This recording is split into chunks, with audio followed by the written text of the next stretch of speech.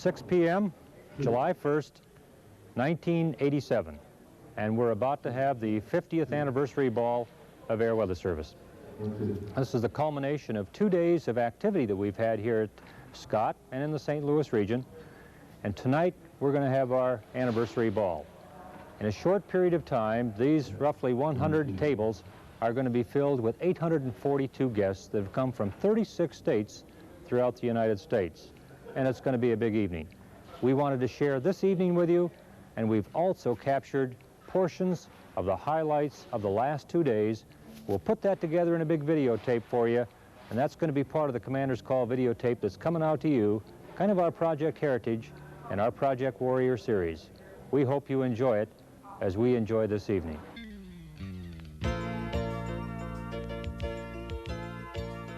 During the first part of this program, we'll join General Chapman during the brunch at the Clarion Hotel.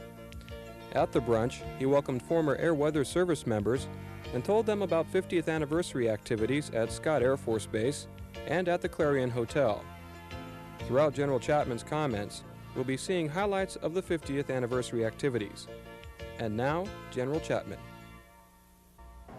Last year I had the privilege of going down to Melbourne, Florida, and attending the reunion down there and watching my former boss, Heiko Gayakin, trying to keep 400 people under control as they renewed acquaintances over the last 15, 20, 30 years, and found for once in his career he perhaps had lost control for just a moment. And we worried about that this morning, but it's nice to see 250 of you out, and it's a pleasure for me, I'm George Chapman, to welcome you to the 50th anniversary of the Air Weather Service and to see such a great turnout, because it really is great in every respect. We've got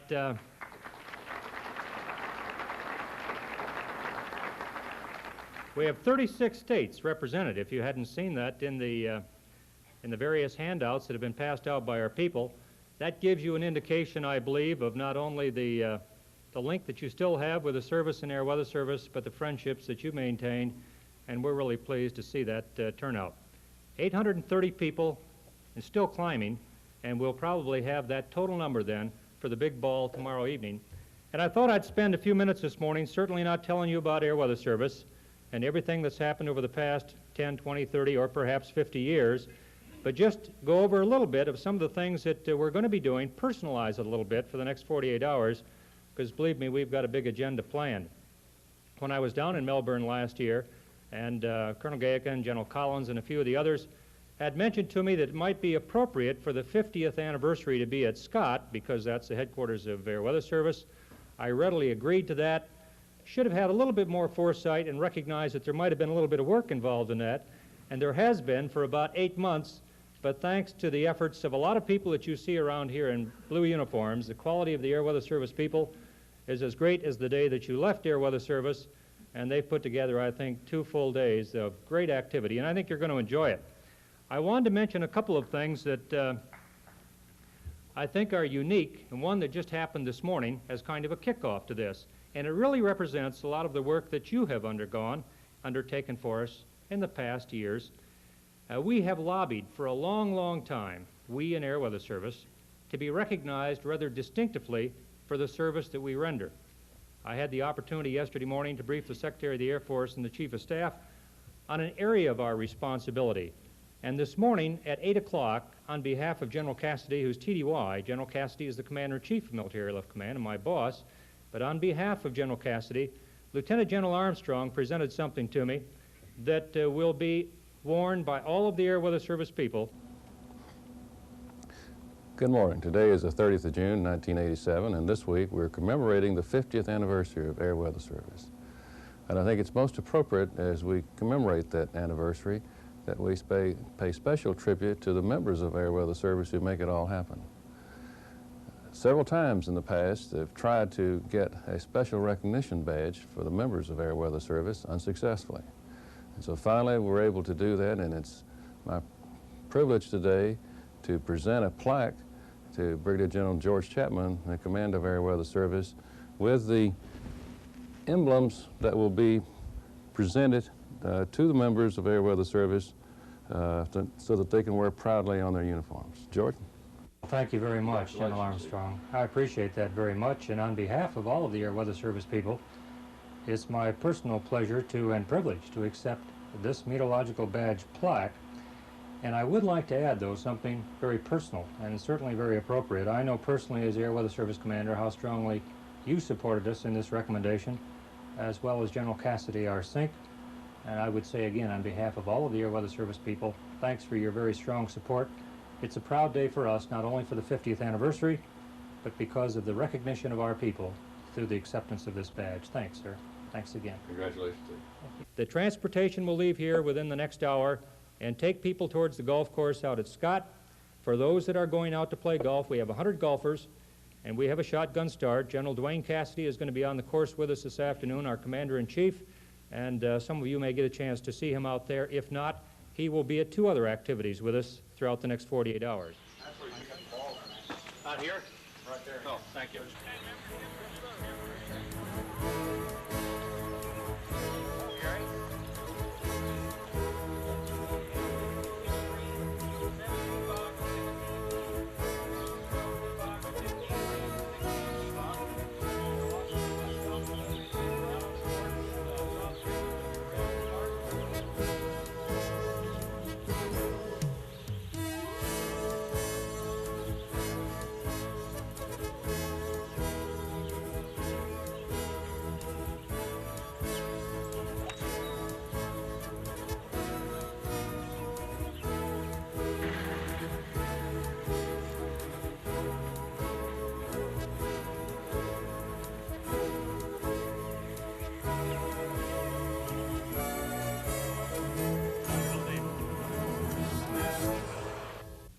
Now, tomorrow morning, and the activities kind of pick up very quickly again, for those of you who watch Good Morning America, and I'm not trying to plug any of the 3 channels or Weather Channel or anything, but Spencer Christian is apparently going to give us a little plug tomorrow morning on Good Morning America on our 50th anniversary, tomorrow being 1 July.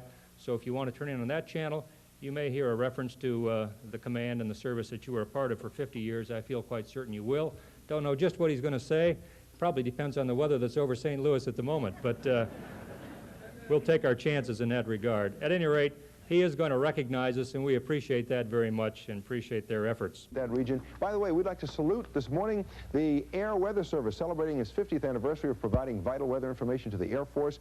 Had open house yesterday for the Air Weather Service at Belleville at Scott Air Force Base there. There'll be a big ball tonight in St. Louis. We're predicting skies will clear out for the big celebration this evening in St. Louis. So happy 50th and keep on flying. That's a look at the national weather picture. Here's what's happening in your hometown area.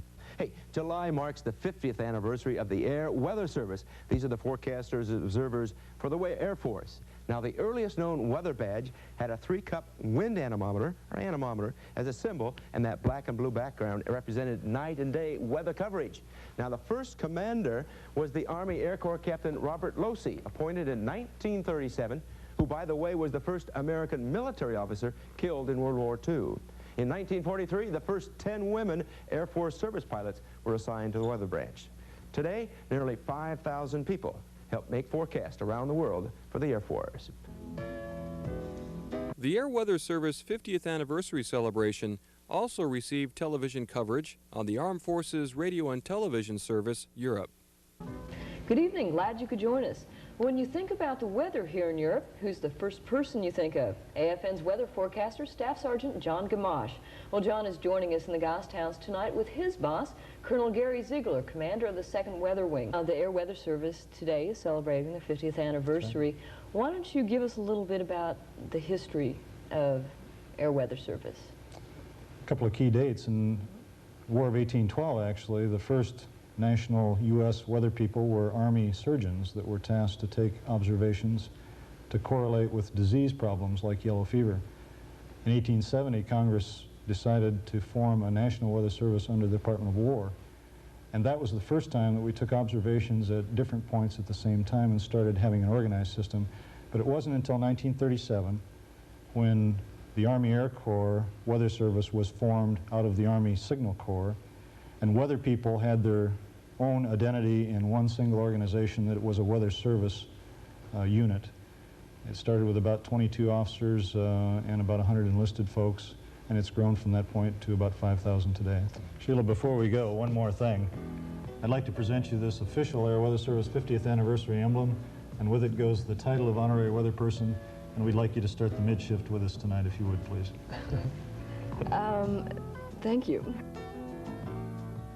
The open house, let me tell you a little bit about that and why I have decided not to go into an exposition on the command that you helped build. Tomorrow morning, beginning at 9 o'clock, our people have worked very hard out at Scott.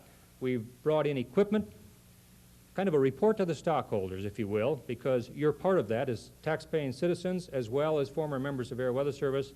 And so we brought in equipment from around the world to actually show you the capability that we have today and put on a demonstration in that regard. We have the equipment there, we have some aircraft there, and you'll see some things set up out on the flight line as well as around the Air Weather Service building, and we'll have transportation geared to make it available to you and to make it comfortable for you to see.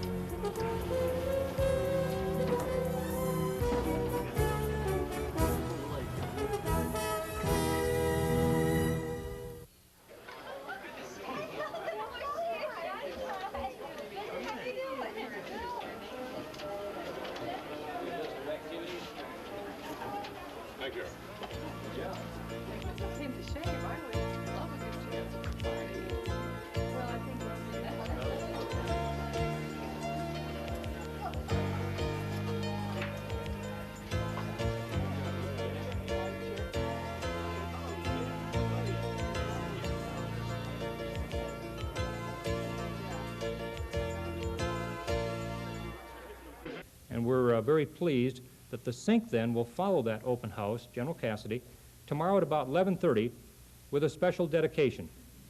We wanted an enduring monument to you and to us, quite frankly, and that enduring monument is a special flagpole with a special plaque in front of Headquarters Air Weather Service, and we'll have it set up with all the protocol and the pomp that is appropriate to the circumstance.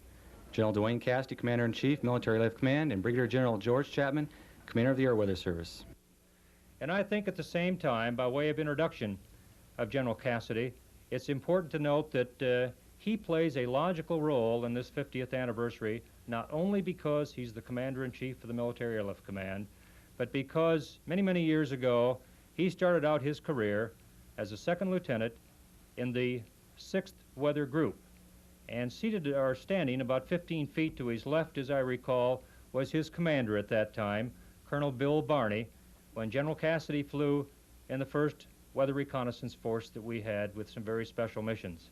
So it gives me a deep privilege and a very special pleasure to introduce to you this morning the Commander-in-Chief of the Military Airlift Command and an ex-weather person, General Dwayne Cassidy. Sir?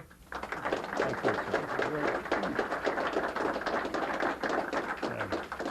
Thank you very, very much, George, and to you and the men and women of the Air Weather Service, I'm certainly delighted to be here, particularly with this group of people here, several of which have had an effect on my career, most of which I will not repeat here today.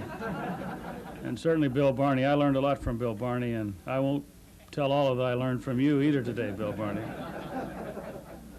My assignment is to the Air Weather Service. I will admit to all of you, probably had very little effect on Air Weather Service. It probably had no effect at all on Air Weather Service, but it had a great deal of effect on me because it was my first assignment. So there are many of you in this room.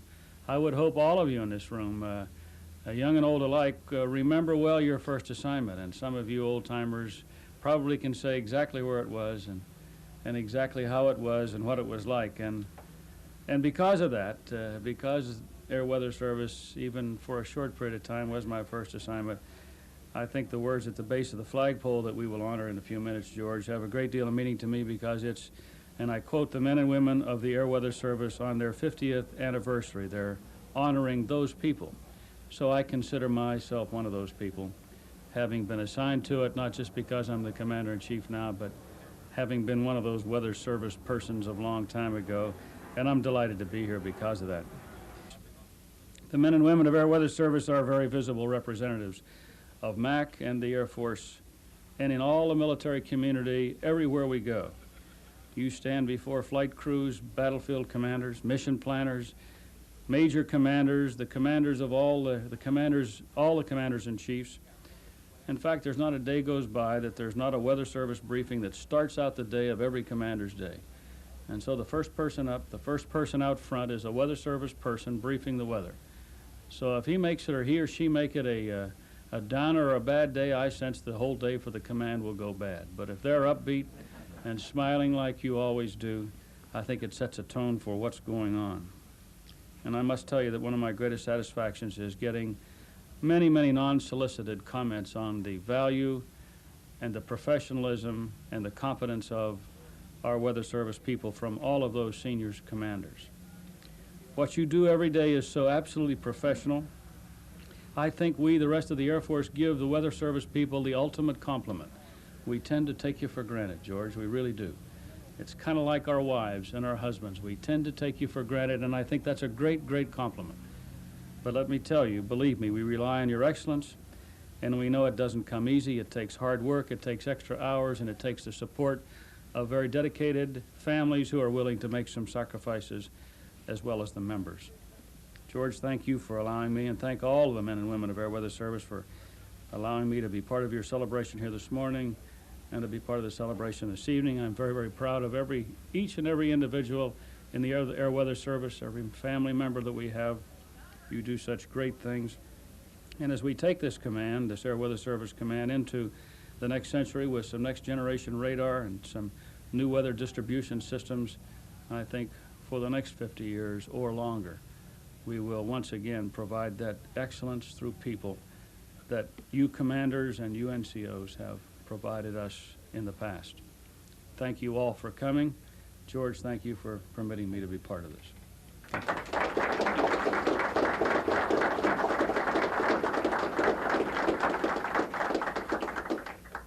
Thank you, General Cassidy, and thank you, General Chapman. The Air Weather Service Chief Master Sergeants are presenting a flag of the United States, which was flown over our nation's capital and over Bolling Air Force Base, District of Columbia, the first headquarters of the Air Weather Service. It was also flown at the headquarters of the Air Weather Service's wings in Europe, the Pacific, and the United States. This flag will be placed on permanent display in the lobby of the Air Weather Service headquarters building, following the inaugural flag raising today.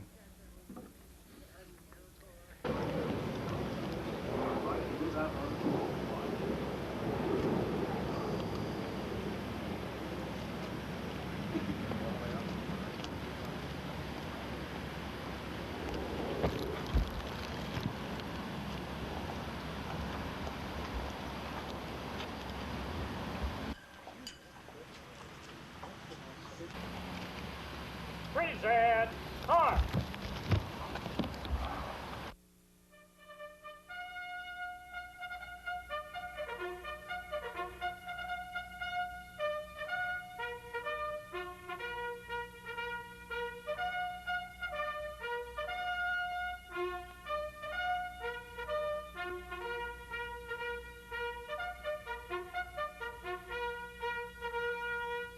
Then in the afternoon, you can repair back to either the hotel that you're staying at or the quarters that you're at, relax a little bit in the afternoon.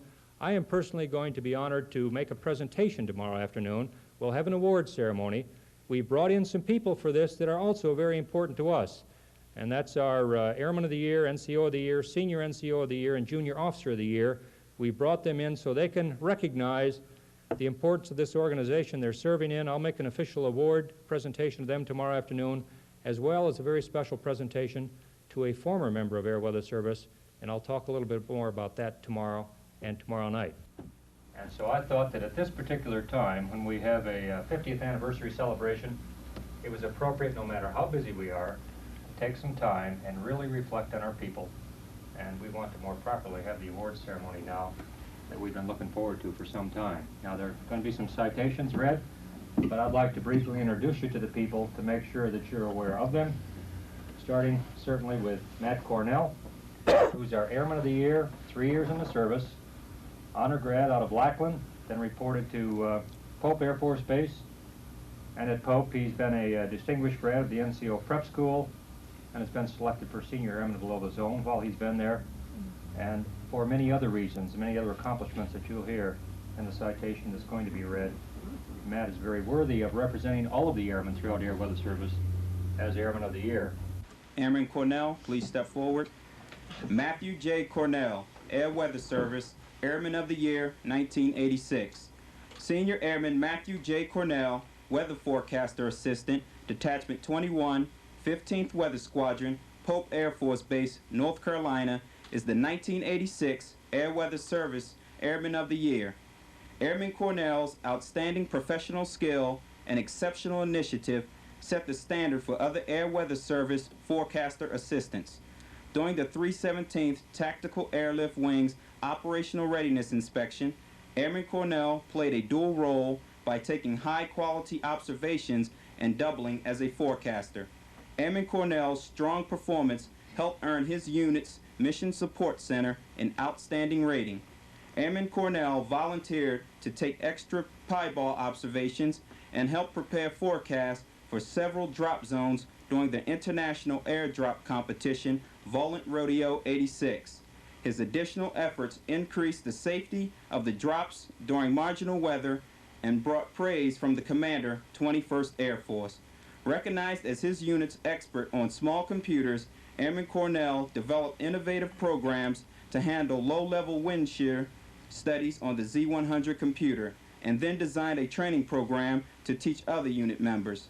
Airman Cornell was the recipient of the NCO Academy Graduate Association's Sharp Award, becoming the first airman even to receive the maximum score possible. Airman Cornell was also a distinguished graduate from this NCO preparatory course. Ladies and gentlemen, the 1986 Air Weather Service Airman of the Year. You're all absolutely outstanding. It's hard to top those citations, but congratulations to you. That's beautiful. Thank you very much.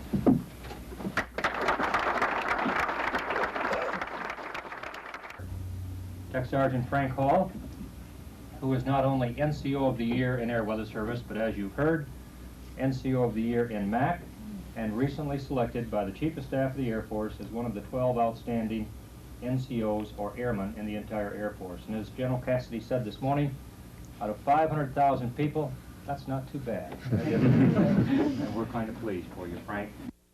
Sergeant Hall.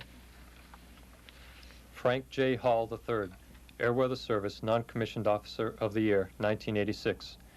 Technical Sergeant Frank J. Hall III, Weather Technician, Detachment 25, 5th Weather Wing, Howard Air Force Base, Panama, is the 1986 Air Weather Service Non-Commissioned Officer of the Year. Sergeant Hall's technical and professional expertise led directly to improvements in combat weather support to Central and South America. Sergeant Hall developed procedures and provided weather support to a multinational effort to eradicate cocaine production in Bolivia. Based in the remote northern plains of Bolivia, Sergeant Hall used his expertise to aid decision makers in finding accessible targets and planning missions. Sergeant Hall was witness to the crash of a Panamanian school bus, injuring 15 children and the bus driver. Taking quick action, Sergeant Hall removed the victims from the wreckage, applied necessary first aid, and remained in charge of the situation until proper authorities could arrive on the scene. Sergeant Hall was recognized for his on-scene performance during the Nevada de Ruiz, Colombia volcano relief efforts. For his efforts, Sergeant Hall was awarded the Humanitarian Service Medal and has been approved to receive the Army Achievement Medal. Sergeant Hall was a top graduate of the NCO Leadership School and has recently completed the NCO Academy courses by correspondence. Ladies and gentlemen, the 1986 Air Weather Service Non-Commissioned Officer of the Year. It's hard to add anything to that citation, Frank. Very proud of you also. Congratulations to you and all the best to you. Senior Master Sergeant Dennis Gagne. Very, very proud of Dennis because not only is he the Senior NCO of the Year in Air Weather Service, but the Senior NCO of the Year in the Military Airlift Command. And the Military Airlift Command comprises about 90,000 people, and that's not too bad. After 18 years of service, I counted about 10 or 11 assignments. Dennis, take your seat, that's fine. 10 or 11 assignments, and through all of that time, I noted that he was qualified in Raven Sound operations, he'd been an observer, He'd been a chief observer, been a forecaster, been a station chief, and now he's at 31st Weather Squadron, where he's the chief of operations over there. Sergeant Gagne, please come forward. Dennis F. Gagne, Air Weather Service, Senior Non-Commissioned Officer of the Year, 1986. Senior Master Sergeant Dennis F. Gagne, Chief, Field Support, 31st Weather Squadron, Simbach Air Base, Germany, is the 1986 Air Weather Service Senior Non-Commissioned Officer of the Year. Senior Master Sergeant Gagne's strong technical background, coupled with outstanding managerial skills, led directly to many innovative improvements to weather support in the European theater. Sergeant Gagne developed and implemented a method to digitize European radar observations, dramatically enhancing flight safety by pinpointing thunderstorm locations with greater accuracy. Sergeant Gagne's comprehensive training program for senior NCOs selected to be station chiefs in Europe encompassed all areas of station chief responsibilities and was praised by all participants. Sergeant Gagne was the driving force behind tedious preparations for the operational replacement radar in Europe, coordinating diverse Allied support needs at 5 USAFE bases in 4 different countries. Due to his initiatives, all major milestones were met on time. Sergeant Gagne planned, coordinated, and chaired the 31st Weather Squadron Station Chief Conference. His exemplary conference leadership resulted in identification and correction of a myriad of common problems. Sergeant Gagne was singled out by the MAC IG during a management effectiveness inspection for outstanding performance and extensive involvement in numerous unit initiatives. Ladies and gentlemen, the 1986 Air Weather Service Senior Non-Commissioned Officer of the Year. Very, very proud of you. Thanks very, very much. Congratulations. In September of 1983, Chuck Benson, who was my aide at the time, exec at the time, and Charlie Melson and I, we took off for a trip through the northern ring of bases. Now, a brand new second lieutenant at that time was Second Lieutenant Kimberly Carver. Now, Captain Kimberly Carver, our Junior Officer of the Year in Air Weather Service. Kimberly didn't stay there very long. There's Kim, as many of you know her as, because she headed off for Bitburg, Germany. And in Bitburg, Germany, I had a chance to meet her again when I made the visit over there. Now, there were a number of things that impressed me. One, Gary Ziegler and his predecessor had her ranked as the #1 lieutenant in the entire 2nd Weather Wing. Now, that's a distinct honor and one that anyone can be proud of. But I think what brought warmth to my heart, if you will, is when we had a changeover in commanders between Major Dave Urbanski, who was right behind her, and Emil Berestech, who was coming in right after her. We realized there was going to be about a 2-month overlap. And we didn't know if we were going to have to make some adjustments or if we could rely on then a first lieutenant to carry the load. And Gary Ziegler went to the wing commander at Bitburg and said, have absolutely no worries. I have absolute utmost confidence in Lieutenant Carver to be able to do that job. And it's nice to have your parents with us today, Colonel Retired Jim Carver and Robin. We're very pleased. I happen to have a few children myself, so I can tell you as a commander I'm proud, and I know as a parent you're very proud, and you have every right to be. Kimberly L. Carver, Air Weather Service Junior Officer of the Year, 1986. Captain, then First Lieutenant Kimberly L. Carver, Wing Weather Officer, Detachment 1, 31st Weather Squadron, Bitburg Air Base, Germany, is the 1986 Air Weather Service Junior Officer of the Year. Lieutenant Carver's outstanding leadership and managerial skills positively impacted weather support to the 36th Tactical Fighter Wing and Bitburg Air Base. Lieutenant Carver's detailed and comprehensive Wing Weather Officer continuity binder and weather support plan became the standard for all 31st Weather Squadron units. For a period of 2 months, and without any previous command experience, Lieutenant Carver effectively managed Detachment 1, 31st Weather Squadron. Because of her dedication to excellence, a smooth command transition was achieved with no degradation in service. Lieutenant Carver's technical expertise was invaluable in support of NATO and host base exercises alike. During readiness exercise Salty Nation, Lieutenant Carver's accurate forecasts resulted in correct decisions by the battle staff, saving valuable sorties. In addition to her primary duties, Lieutenant Carver excelled as the unit mobility, Security, and Disaster Preparedness Officer. The 36th Tactical Fighter Wing rated her programs outstanding. Lieutenant Carver culminated her outstanding career when she was awarded an excellent for Staff Support Liaison by the Headquarters MAC Management Effectiveness Inspection Team. Ladies and gentlemen, the 1986 Air Weather Service Junior Officer of the Year. Well, Kim, your career is just starting, not ending by any means, and I'm very proud of you. Thank you very much for your contributions, and all the best for that, too. All right? All right. Thank you. Now, last I would ask you, each of you, I would tell you right now, it's kind of sunny outside. It looks rather nice and benign. Imagine if someone put a challenge to you and said, here's what I would like you to do in the service of your country. First, I recognize you have never jumped out of a perfectly good airplane before, but I would like you to do that. I would like you to do that for the first time, probably in pre-dawn or darkness, and I would like you to do that during the most intense battle that's ever been undertaken by the United States forces. Well, without stealing thunder from the citation that's about to be read, we looked, quite frankly, for a couple of years now, for someone who symbolized not only the weather-observing capabilities that our enlisted force represent, but also the warrior image of taking that weather support under battlefield conditions and carrying out their mission in exemplary fashion. And I'm pleased to have Gina Dotson and formerly Staff Sergeant or Sergeant Robert Dotson here today, who exemplifies that. Robert A. Dodson Specialized Support Award.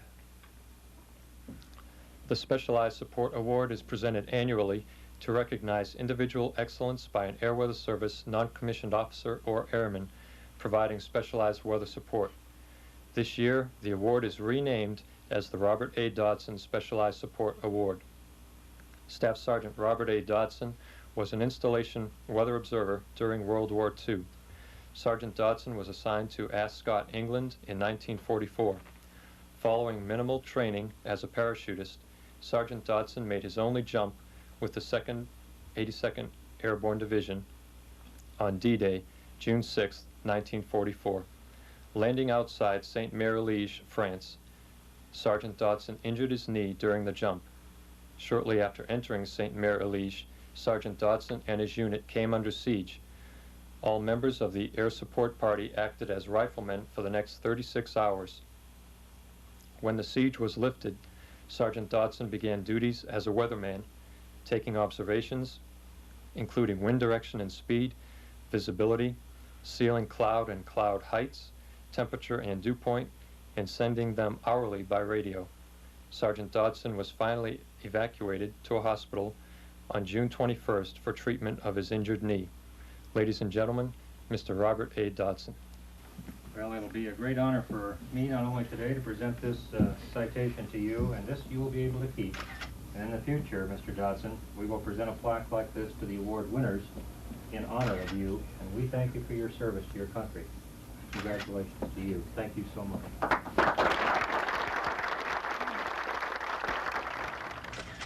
Great. Well, congratulations to all of you again. We'll see you all tonight. If you have a moment, how about coming up and congratulating these people while they stand up here with these handsome flags? Then the activities here begin about 5 o'clock tomorrow evening with a photographer present and a number of other amenities that are available for you. We have a grand evening. It's going to be absolutely first class in terms of entertainment, in terms of food, and certainly the speaker, who many of you may have known personally, General Richard Lawson, former Deputy Commander-in-Chief, UCOM, served in Strategic Air Command for a number of years, a very, very dynamic speaker, very recently retired, and we're very pleased to have him in with us.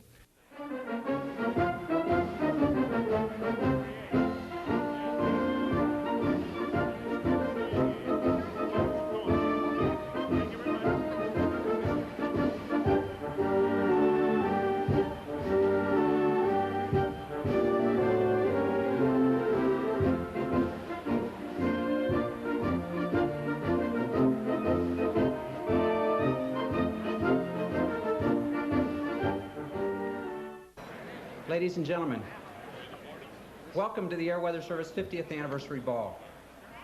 Our theme this evening is the celebration of 50 years of military weather support by the Air Weather Service. Well, thanks very much, Jack, and we've been having a great time for 2 days, and we're going to have a great time this evening. And again, it's my pleasure to welcome you to the 50th anniversary ball. I'm going to begin logically at table number 1, and there's a rather unique footnote to the biography of this distinguished officer that I'm about to introduce. First of all, as his military career began, it began with an assignment to the 6th Weather Group as a second lieutenant in the mid-50s, and he happened to work for a colonel at that time by the name of Bill Barney, who is here in the audience. But that second lieutenant has now moved well beyond that assignment in the 6th Weather Group, and I'm pleased to introduce the Commander-in-Chief of the Military Airlift Command, who also was recently nominated by President Reagan as the first Commander-in-Chief of the United States Transportation Command. It's my pleasure to introduce to you General Dwayne Cassidy and his wife, Rosalie.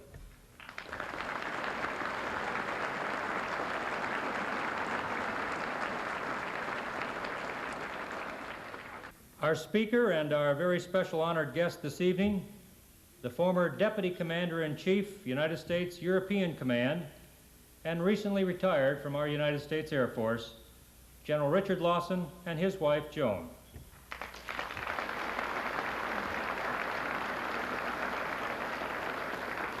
Also at the head table this evening is my lovely wife, Lisa. Please stand and be recognized, Lisa.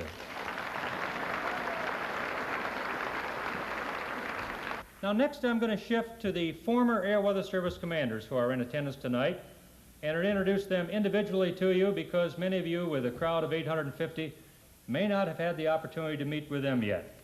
And I'd like to begin with the Dean of the Air Weather Service Commanders who's with us on this particular session, Colonel Arthur Merriweather. And as a refresher, Colonel Merriweather was the Air Weather Service Commander from January 1940 to January 1942. And during his command, Air Weather Service was tasked with managing weather service for the newly formed Army Air Corps. And Colonel Merriweather and his people laid the foundation, truly, for the wartime weather support to the nation's military forces in 2 different theaters. It's my pleasure to introduce to you Colonel Merriweather and his wife, Genevieve.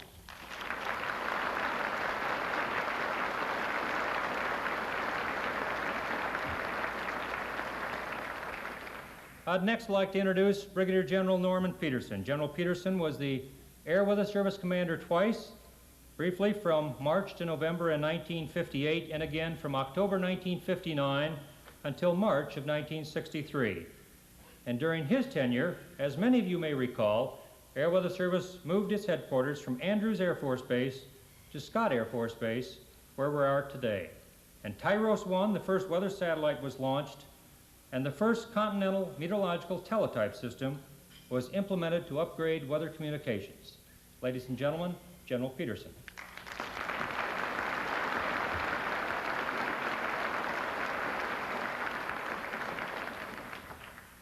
Major General Russell Pierce. General Pierce was the Air Weather Service Commander from October 1965 to July 1970. And during his tenure, the Air Force Global Weather Central. We'll pause for a little applause there, folks. The Air Force Global Weather Central was officially established and plans were laid for the Space Environmental Support System. Please join me in welcoming Major General Russ Pierce and his wife, Helen.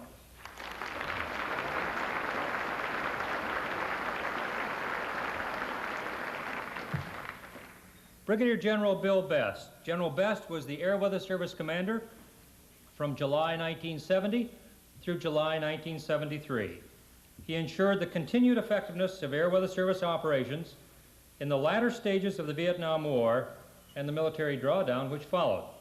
During his command, the automatic response to query, we call it the ARQ system, came online, and the first UNIVAC 1110 computer was installed again at the Air Force Global Weather Central. Ladies and gentlemen, General Bill Best and his wife, Evelyn.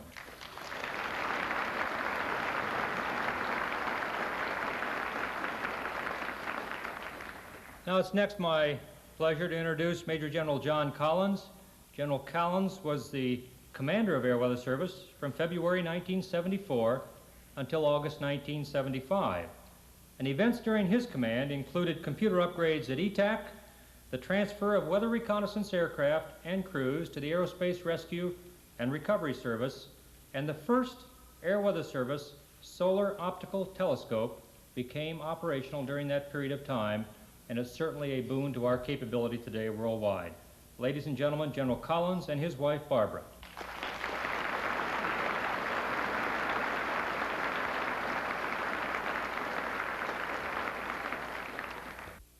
At table number 8, Brigadier General Albert J. Kane. General Kane was our Air Weather Service commander from August 1978 until July 1982. During his tenure, Air Weather Service plans to modernize its hardware and to upgrade its capability began to fall into place. Development of concepts and plans began for the automated weather distribution system and the next generation weather radar. Ladies and gentlemen, General Al Kane and his wife Mellie.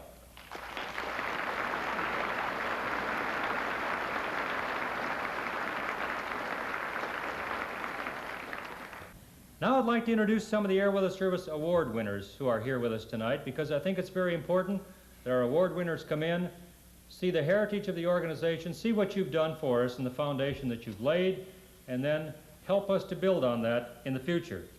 Seated with Colonel Merriweather tonight are the winners of the Merriweather Award, which was an award named in his honor, established in his honor, in the 1950s. And this honor is awarded to the individual or the team who has made the most outstanding technical contribution to Air Weather Service in a given year. The honorees this year are from the Air Force Global Weather Central, Captain Joe Alecca and Chief Master Sergeant retired Gene Weber. Their wives are with them, Susan Alecca and Doris Weber. Please take a bow at the Merriweather table.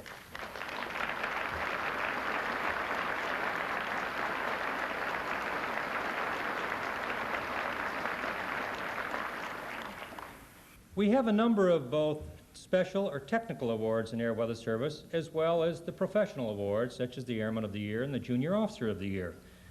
One of the awards that we've had for a number of years is called Specialized Support, because Air Weather Service people get involved in some rather specialized support operations from time to time, and we recognize our people with that each year. A short time ago, within the last year, year and a half, we tried to focus on an enlisted person, former in Air Weather Service, that we could name the Specialized Support Award after, to recognize the exploits of our enlisted force as well as we do the many other people. And that leads me to the next introduction, to a person by the name of Robert Dotson, who is with us at table number 9 tonight, because we have renamed an award in his honor, and I'd like to tell you just a little bit about why we've done that. Put yourself in his place, recognizing we all either have been or are involved in the service of our country. Robert Dotson enlisted in the Army in August of 1941. He trained as a weather observer, and when he was assigned to Ascot, England, on his second assignment in 1944, he volunteered for jump school training. But the jump school closed because of D-Day preparations, but as the history records very well, Sergeant Dotson and his commander convinced the 82nd Airborne Division that there was still room for one more soldier. So after a short mock-up jump training program, no jumps from aircraft, I might add, Sergeant Dotson made his first and only jump from an aircraft with the 82nd on D-Day, June 6, 1944, landing a mile northeast of Sainte-Marie-Église, France. He injured his knee, but he continued on with others of his unit to Sainte-Marie-Église, where they came under siege for 36 hours. After the siege lifted, Weatherman Dotson went to work. He took and sent hourly observations until June 21st, when he was evacuated to a hospital for treatment of his injuries. He attained the rank of Staff Sergeant and was decorated with the Bronze Star and Purple Heart before leaving the service in 1945. And so we're honored, as you can understand, to rename the Specialized Support Award as the Robert Dotson Award. Please welcome and recognize Robert Dotson and his wife, Gino.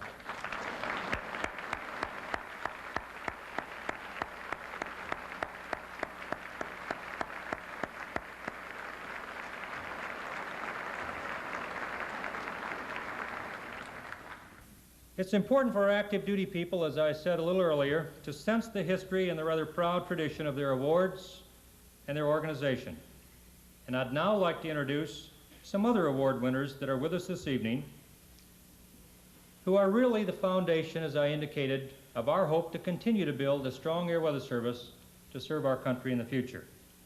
I'd like to first introduce the Air Weather Service Junior Officer of the Year, who recently moved from her assignment at Bitburg, Germany, to an AFIT assignment at the University of Oklahoma, where she will receive a master's degree in meteorology and then return to active duty with the Air Weather Service. Ladies and gentlemen, Captain Kim Carver and her parents, Colonel Retired Jimmy Carver and his wife Robin.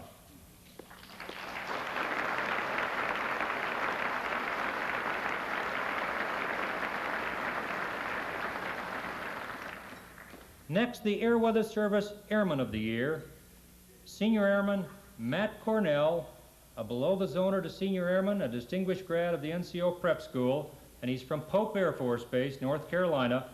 Ladies and gentlemen, Matt Cornell.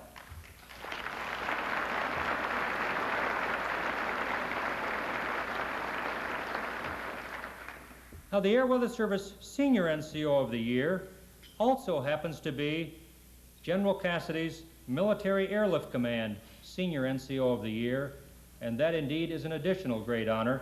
It's my pleasure to introduce to you Senior Master Sergeant Dennis Gagne from Sembach, Germany. Dennis?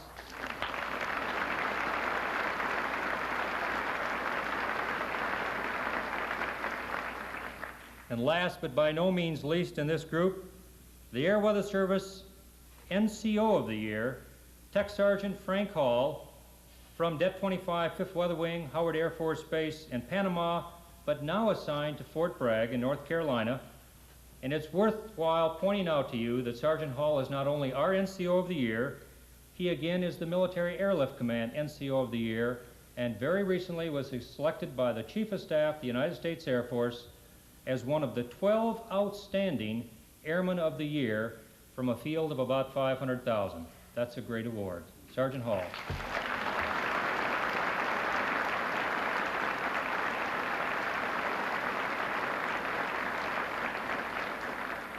The future looks good with talent like that, and we also have a special group, though, that reflect on the past and the heritage, and I want to introduce them as a group at this time. Would ask you to hold your applause until they're all standing, because we want to recognize a special group of pioneers. These were the people who were present and were serving in Air Weather Service when Air Weather Service was established on July 1st, 1937, and we have a number of them here tonight. It's probably no surprise that the first one that I would introduce is Colonel Arthur Merriweather from Bayside, New York, at table number 3. At table number 4, Lieutenant Colonel Oscar True, who's come from Riverside, California. At table number 5, Lieutenant Colonel Harrison Livingston from Tampa, Florida. At table number 6, Lieutenant Colonel Louis Chiddock from Durango, Colorado. At table number 7, Colonel William Bill Barney from Rockville, Maryland. At table number 8, Lieutenant Colonel Rene Therion from McLean, Virginia.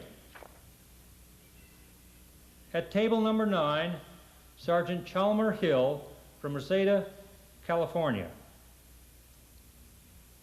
And at table number 12, Lieutenant Colonel Darrell Moyer from San Jose, California.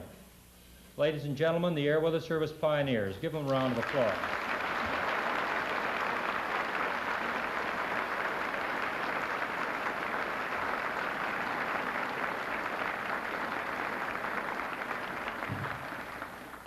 Well, that's a nice start to the evening, and I think you're really going to have a good time this evening.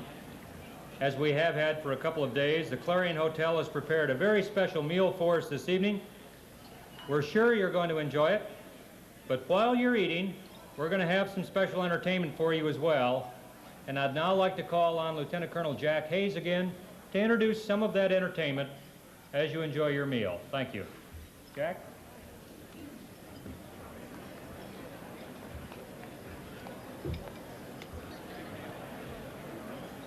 Thank you, General Chapman. For your entertainment, we have a special Air Weather Service quartet composed of Colonel Tom Proffitt, Colonel retired Dale Flinders, Major Al Ron, and Major Jeff Hart. And now, ladies and gentlemen, the Air Weather Service song.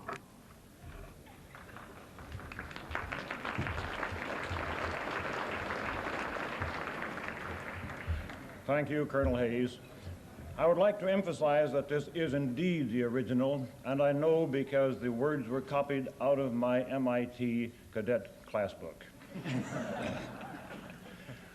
To you, some of the lyrics may sound a bit unprofessional, meteorologically speaking, but remember, Lieutenant Devereaux was on his way to MIT and had not yet had the advantage of training.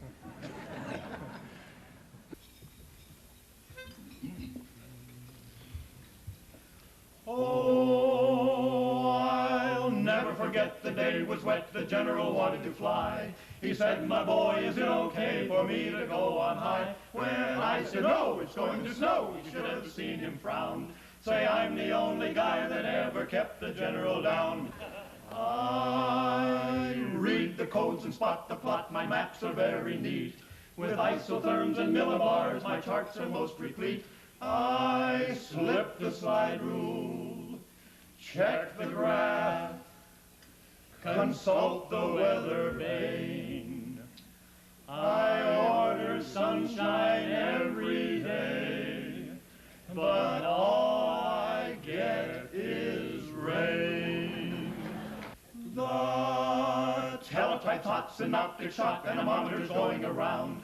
My pressure lines are intertwined, my fronts are underground. The winds that blow from high to low have blown me off the track. I'll have to throw my books away and use the almanac. We are the men, we are the men, the weathermen, the weathermen. We may be wrong, oh now and then, oh now and then. But when you see, our planes on high, just remember we're the ones who let them fly. We're the ones who let them fly.